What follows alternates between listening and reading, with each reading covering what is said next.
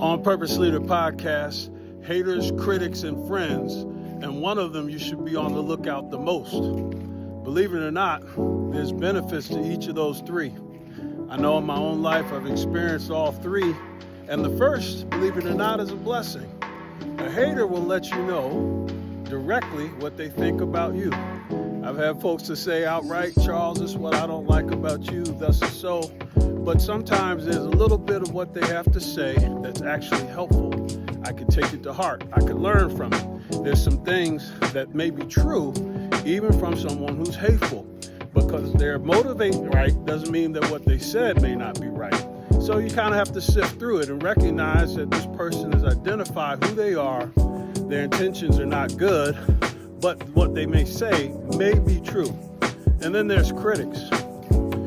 Critics actually are beneficial. They may be evaluating or analyzing what you're saying or doing to make things better. You may be critiqued on your job with the kind of work you do. You may have people in your life, family members that love you enough to tell you the hard truth about what works, what's not working, what you should change. So someone who may be critical or give a critique may offer something that's helpful, feedback.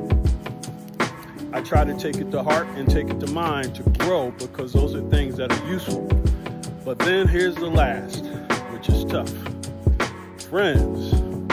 I'm blessed to have friends. Many. From East Coast to West Coast. Ride or die folks who love me and I love them back. Some who will drop everything to be a supporter. But friends, because they love so much, sometimes they're afraid to have a hard conversation. Because they care so much, they may be afraid to hurt a feeling or have the tough dialogue that may make you better.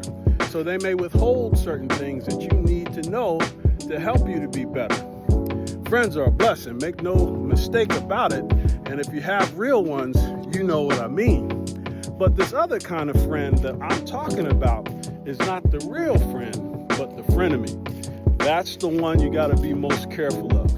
Even Jesus had 12 disciples, and one of them was a devil. There are people who pretend to be a friend, and they're right beside you, and maybe even get close to you, whether at work or home in a community, just enough to see you in a place of vulnerability to strike. I have a friend out here, good dude. He's a snake wrangler. He does a lot of work in the community, helping young people not to get hooked on drugs and so forth. And in his part-time, he's actually trained and knows how to hear the sound of a rattlesnake, go to someone's home or place of business, and successfully, with his equipment, grab a hold of it and remove it. And all in those instances, something that's deadly has crept close enough right to a person's house, place of business to strike. And a frenemy, or a pretend friend, is the most dangerous of those three that I've described. We've seen in the news recently, tragic death of a young man that was with a group of friends. How many of our young people went to hang out with groups of friends and didn't make it home? How many times, maybe you growing up or in your job, people have posed to be for you, but had another plan.